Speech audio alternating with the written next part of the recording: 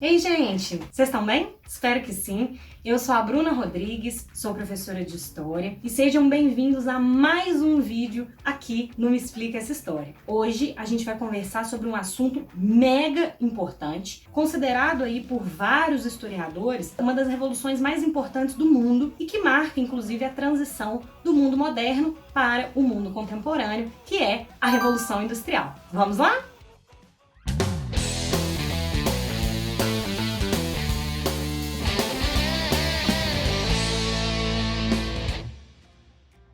Normalmente, a gente divide a Revolução Industrial em 3 fases, ou até mesmo 3 revoluções industriais, de acordo com as mudanças das matérias-primas utilizadas em cada uma das suas fases. Na nossa aula de hoje, a gente vai trabalhar mais especificamente a primeira Revolução Industrial. Esse processo, ele tem início no finalzinho do século XVIII, mais especificamente 1760, e tem uma durabilidade de mais ou menos 100 anos, até 1860. E o país pioneiro nesse processo vai ser a Inglaterra. E já vamos entender o porquê. É importante vocês saberem que vários países do mundo passam também pela Revolução Industrial, porém em tempos diferentes, em momentos diferentes e todos depois da Inglaterra. Então, basicamente, por que as pessoas fazem tanto rebuliço sobre a Revolução Industrial? Porque ela muda uma das coisas mais importantes pra gente, que é o modo de produção ao longo da história. A Revolução Industrial transforma o modo de produção que antigamente era a manufatura, a produção feita com as mãos, em maquinofaturas, produções que agora vão utilizar a força das máquinas. E esse processo traz várias repercussões, inclusive sociais, que vamos trabalhar aqui. Antes de tudo, vamos entender por que a Inglaterra foi a pioneira na Revolução Industrial. Foi sorte? Não, foi um conjunto de vários fatores que vão facilitar esse processo para ela. O primeiro deles, a Inglaterra contava com uma burguesia que tinha muito dinheiro. A Inglaterra vai ter muito capital disponível. E a gente já sabe que não tem como você ter indústrias, investir em indústria, se a gente tiver um país em que as pessoas não têm dinheiro para isso. E a Inglaterra tinha, principalmente por causa lá das revoluções inglesas, quando um carinha chamado Oliver Cromwell, lembram dele? Assinou um ato chamado Ato de Navegação, em 1651, em que ele proibia qualquer país que fazia negócios com a Inglaterra em utilizar embarcações que não fossem inglesas. Então isso faz com que o mundo fosse dependente das embarcações, dos navios ingleses, e isso vai gerar um lucro muito grande para a Inglaterra. Além disso, a Inglaterra também ganhava muito dinheiro com os corsários, que nada mais eram do que piratas. Vocês estão prontas, crianças? Estamos, capitão! Contratados pelo próprio governo inglês, então eles eram aí legalizados pelo governo para saquear embarcações de outros países. Pode isso? Principalmente os espanhóis, aqueles navios que saíam da América e iam para a Espanha cheio de ouro, cheio de prata, eram saqueados por corsários ingleses e levados para o governo, o que aumentava muito o capital e a riqueza da Inglaterra naquele período. Outra questão importante, a burguesia inglesa, que é a galera que gosta do dinheiro, estava no poder na Inglaterra, por conta das revoluções inglesas, principalmente a Revolução Gloriosa. Não sei se vocês lembram, mas durante a Revolução Gloriosa, o parlamento inglês, ele assume o poder na Inglaterra. Eles até chamam um rei para poder participar ali do governo, mas eles falam com ele, ó, pode participar, pode reinar, mas quem vai governar somos nós, o parlamento. Inclusive, é a forma de governo que se mantém na Inglaterra até os dias de hoje, desde a Revolução Gloriosa. Aí, gente, percebem que a gente tem no poder, porque o parlamento inglês, a maior parte dele eram burgueses, então a gente tem no poder pessoas cujo objetivo de vida, cujo foco é sempre o dinheiro. O burguês gosta de expandir comércios, de lucrar, de investir. Aí a gente junta a fome com a vontade de comer, porque a gente gente tem no governo de um país pessoas que têm como objetivo crescer a economia. Então não tem como esse país não desenvolver. Outro fator positivo para os ingleses. E aí vamos combinar que é uma questão de sorte. A Inglaterra era muito rica em jazidas, tanto de carvão quanto de ferro, que vão ser as matérias-primas fundamentais e básicas para essa primeira revolução industrial. Então isso já coloca a Inglaterra também alguns pontinhos na frente de outros países. Outra questão importante, a Inglaterra tinha mercado consumidor. Gente, adiantaria alguma coisa a Inglaterra ter um monte de indústria, produzir um monte de coisa e não ter para quem vender? Colocar aquilo tudo lá em estoque? Não faz sentido. A gente precisa ter um mercado consumidor vasto, grande, e a Inglaterra tinha não só as suas colônias, mas diversos países, principalmente aqui na América, que vão consumir os seus produtos. Outro fator importante, a localização geográfica. Não sei se vocês sabem, mas a Inglaterra é uma ilha. Então, o fato dela ser banhada pelo mar em todo o seu entorno facilita o escoamento da produção. Então, eu produzo muito em menos tempo, que é a lógica da Revolução Industrial, e eu consigo colocar aqueles produtos à venda muito rápido, porque eu tenho ali todo o litoral ao meu redor, o que facilita então o transporte dessas mercadorias. Outro fator também muito favorável aos ingleses é a política de cercamentos que foi implementada pela Rainha Elizabeth, lá da dinastia dos Tudor, durante o seu governo. Vamos lembrar aí o que foi a política de cercamentos? A Inglaterra, ela tinha, ao longo das suas possessões, algumas propriedades que eram chamadas terras comunais. Vários antigos servos, lá da época da Idade Média, ocupavam aquela terra ali de forma gratuita e conseguiam compartilhá-la entre eles, né? E basicamente viviam de subsistência. O que a Rainha Elizabeth fez? Ela vai até essas terras comunais, e desapropria esses camponeses, pede para eles se retirarem. Dentro daquele espaço, ela vai começar a usar a terra para a criação de ovelhas.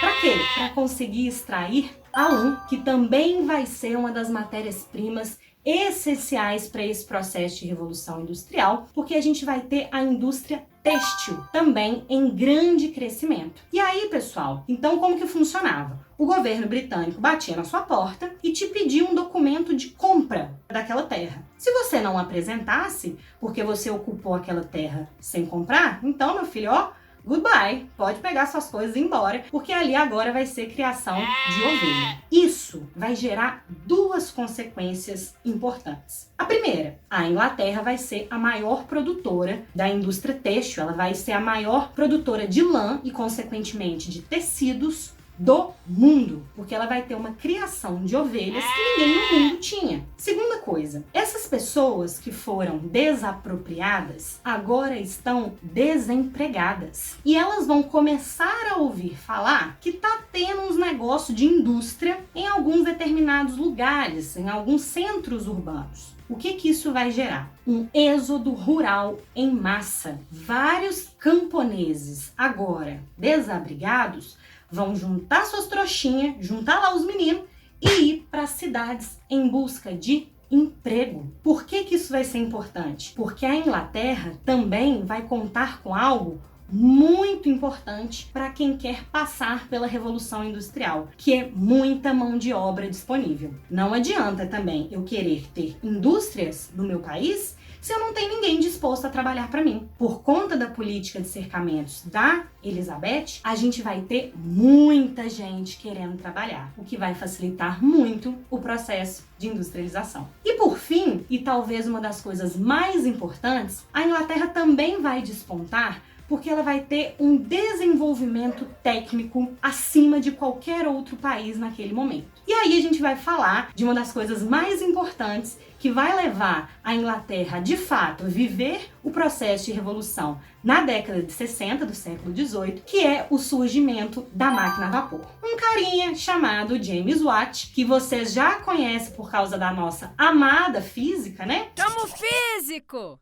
ele vai desenvolver a máquina a vapor, as máquinas térmicas. Hoje, inclusive, né, o sobrenome dele é usado na física como uma medida de potência, o Watt, é por causa dele. Ele vai conseguir aprimorar alguns trabalhos já de outros colegas e criar uma máquina térmica com uma produção muito eficiente, né? Basicamente, é uma máquina que vai transformar uma energia térmica em uma energia mecânica, conseguindo efetivar vários processos produtivos naquele momento. E isso, pessoal, vai ser uma grande revolução para aquela época. E a gente costuma falar que a máquina a vapor do Watt, ela vai se ramificar em diversas novas invenções. Então, por exemplo, a partir do trabalho dele, a gente vai ter sendo criado as primeiras locomotivas que vão transportar pessoas, mercadorias, vão começar a integrar as regiões da Inglaterra. A gente vai ter os primeiros navios a vapor. A gente vai ter as máquinas de tear, agora mecânicas. Eu não preciso mais ficar ali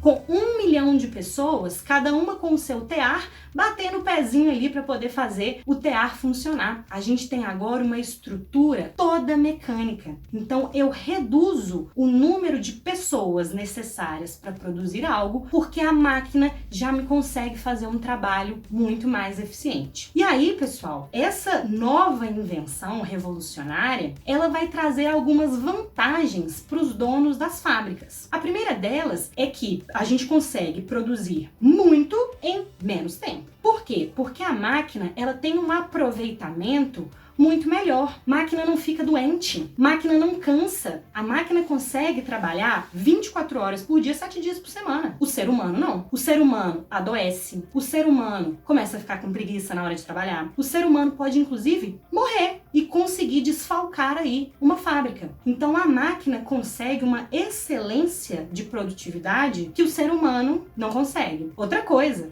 máquina não pede aumento de salário, ser humano pede. Então, algumas vantagens vão começar a ser muito relevantes, por isso que cada vez mais vários burgueses vão começar a investir nesse processo de industrialização, em que eu consigo ter uma eficiência, uma eficácia muito maior. Só que esse processo parece muito bonito, mas as consequências que ele traz para nós talvez seja uma das coisas mais importantes que a gente precisa analisar. Primeira consequência, isso tudo vai gerar uma superexploração do trabalhador. Lembra que a gente falou lá dos cercamentos que tem muita gente querendo trabalhar? Pois é, se eu tenho muita gente querendo trabalhar, eu não preciso cuidar do bem-estar do meu trabalhador. Tá reclamando? Tchau. Ah, mas eu tô ganhando muito pouco. Tá insatisfeito? Tchau. Tem outros 100 trabalhadores querendo estar onde você está. Eu não preciso te agradar. Então isso faz com que os trabalhadores naquela época trabalhassem jornadas muito exaustivas, média de 16 a 18 horas de trabalho por dia, para ganhar muito pouco. Os baixos salários são a marca também desse processo de revolução industrial. Com isso, muitas vezes, só o pai da família trabalhando nas fábricas, não conseguia pagar as contas da casa. Então, qual vai ser uma segunda consequência? Uma mão de obra também feminina e infantil dentro das fábricas, que naquela época não era proibido. Inclusive, muitas indústrias, principalmente as indústrias têxteis, vão ter mais trabalhadoras mulheres do que homens. Sabe por quê? Porque eles vão remunerar ainda mais baixo as mulheres. Elas vão ganhar salários inferiores. E pensa, para um dono do meio de produção, é muito mais negócio, porque eu tenho uma força de trabalho que trabalha tanto quanto um homem e que eu posso pagar menos. Inclusive, isso é uma consequência que nos leva até a nossa situação atual. Ainda hoje, ainda temos nos setores privados uma diferença salarial baseada aí na diferença de gênero, consequência da Revolução Industrial. E o trabalho infantil, ele também era muito praticado, porque quanto mais pessoas trabalhando, mais dinheiro entra. E lembrando que as casas em que essas pessoas precisam morar, os aluguéis, não eram baratos. Então eu preciso trabalhar muito para conseguir me sustentar. E para as fábricas era muito interessante o trabalho infantil, porque como as máquinas estavam em processo de teste e de aprimoração, muitas vezes a linha ali dentro do tear, ela embolava ou as engrenagens saíam do eixo e a gente precisava de mãozinhas pequenininhas para conseguir desembolar uma linha ou conseguir colocar uma engrenagem no lugar. E para isso, a mão das crianças era o ideal. E a consequência disso eram muitas mutilações nas fábricas. Várias crianças tendo os dedinhos e as mãozinhas mutiladas por conta dessa condição de trabalho, né? E claro, lembrando que isso não era proibido. A gente não tinha nenhum tipo de legislação trabalhista que conseguisse amparar esses trabalhadores. E aí, uma outra consequência disso tudo era também uma condição de trabalho muito precária em termos de higiene. As fábricas eram constantemente infestadas por ratos, baratas, urinas, e ali eram ambientes de proliferação de diversas doenças. E se caso as pessoas fossem contaminadas ou viessem até mesmo a falecer, eram substituídas no dia seguinte sem pensar duas vezes, porque como a gente já falou, a disponibilidade de mão de obra era muito alta. Então eu não preciso cuidar do meu trabalhador, porque tem muita gente disposta a ocupar o lugar dele. Uma outra consequência dessa revolução industrial vai ser o processo de urbanização. Muitas vezes a gente pensa a lógica inversa. A gente acha que as indústrias surgiram nas cidades. É o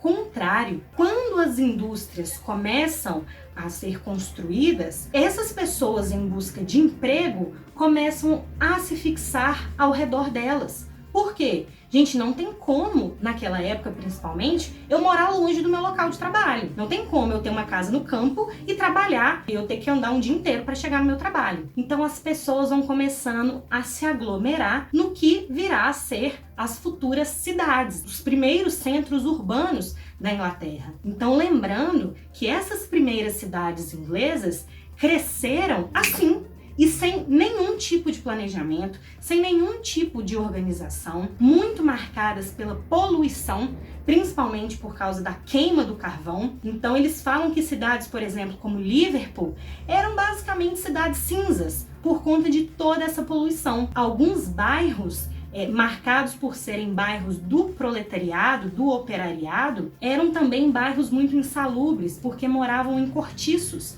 marcados ali também por uma péssima condição de vida. Então isso é importante da gente pontuar. A Inglaterra vai ser uma das maiores potências econômicas do século XVIII, mas também vai ser o país que apresenta uma das piores qualidades de vida dentro do mesmo século. Uma coisa interessante da gente pontuar também é que a industrialização, ela trouxe algo muito novo para a época, que não tem uma necessidade de se fixar, por exemplo, próximo a rios ou a regiões montanhosas. Antigamente, precisava-se usar muito a força hidráulica para gerar energia. Então eu preciso estar perto dos rios. Ou a força dos ventos, eu preciso estar no alto de uma montanha. A industrialização, ela traz essa praticidade com a máquina a vapor de poder produzir energia sem depender de nenhum fator geográfico. Então é por isso que ela cresce, inclusive fora do meio rural, e vai gerar aí o processo de urbanização. Outra coisa importante. Antigamente, vamos supor que eu, Bruna, produzisse um produto X. Você chega até mim e me faz uma encomenda. Eu, Bruna, pego a produção e faço todo o processo do início ao fim, te entrego o produto pronto e você me paga. Percebem que eu produzo e eu tenho acesso ao capital, ao lucro? Pois é, a Revolução Industrial rompe isso. Agora, uma nova classe social surgiu, que é o proletariado. São pessoas que vendem a sua força de trabalho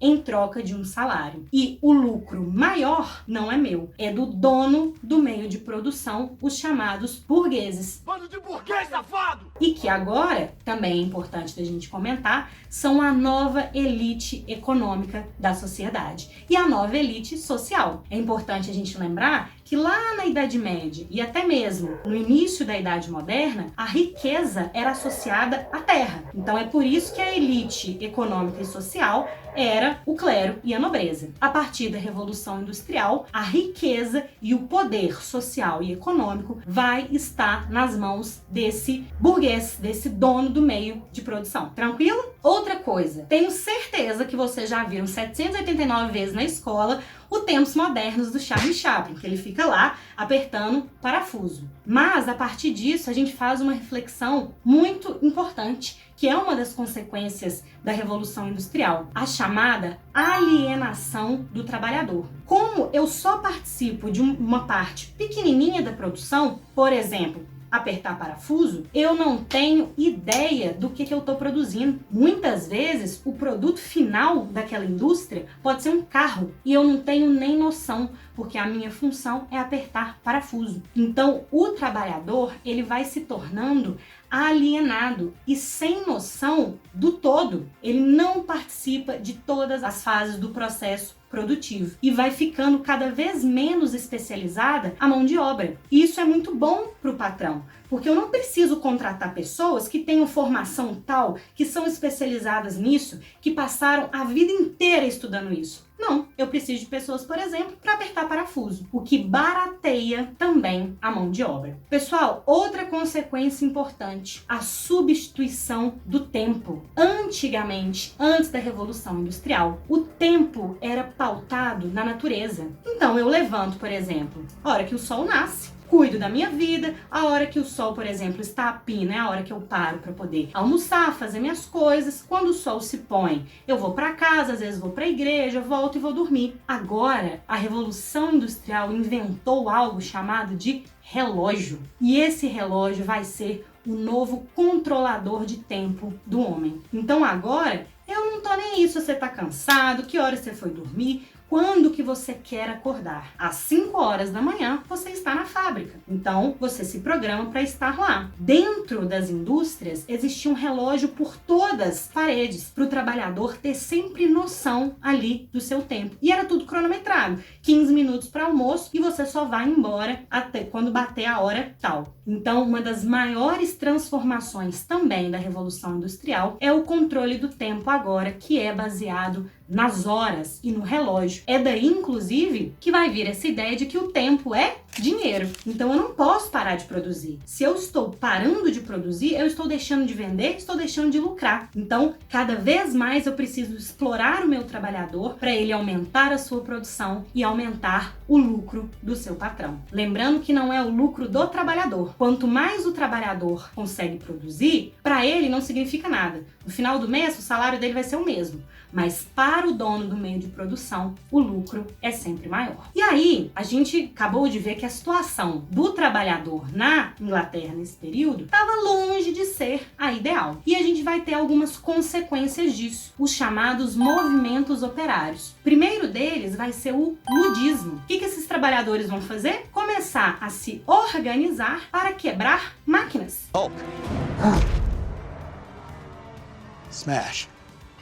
O que eles vão entender? Que quem está gerando essa opressão e essa exploração é a máquina. Então eles invadiam as fábricas à noite e quebravam tudo. Qual que era a consequência disso? Eram todos demitidos. Porque, como a gente falou, tem muita gente querendo trabalhar. E os líderes desse movimento eram todos presos e muitos até condenados à morte. Lembrando que o ludismo também foi um movimento muito pouco organizado. E aí ele vai ser substituído por um outro movimento chamado de cartismo. Esse sim, já vai ter uma organização muito maior em que algumas pessoas vão liderar trabalhadores e escrever cartas destinadas ao parlamento. E aí, agora de uma forma muito mais formal, vão pedir reajustes, vão pedir diminuição da jornada de trabalho, vão pedir melhores condições. Claro, a grande maioria das demandas continuavam sem ser ouvidas, mas com o passar do tempo, esse cartismo, ele vai se formalizando ainda mais e o que vai surgir na Inglaterra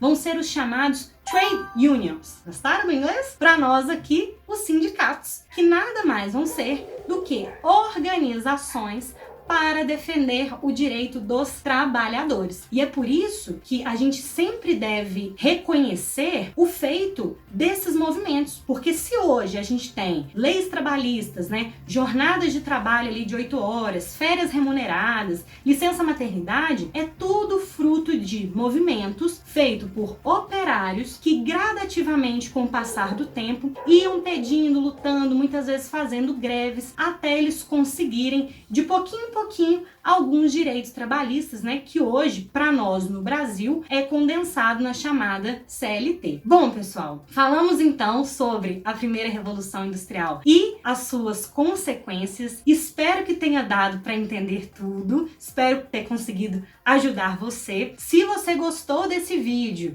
e quer continuar acompanhando as minhas aulas, deixa o seu like, inscreva-se no canal, compartilhe esse vídeo aí com as pessoas que você gosta, que precisam desse vídeo, e deixa aí nos comentários o que você achou. E eu te espero para nossa próxima aula. Um beijo e até lá!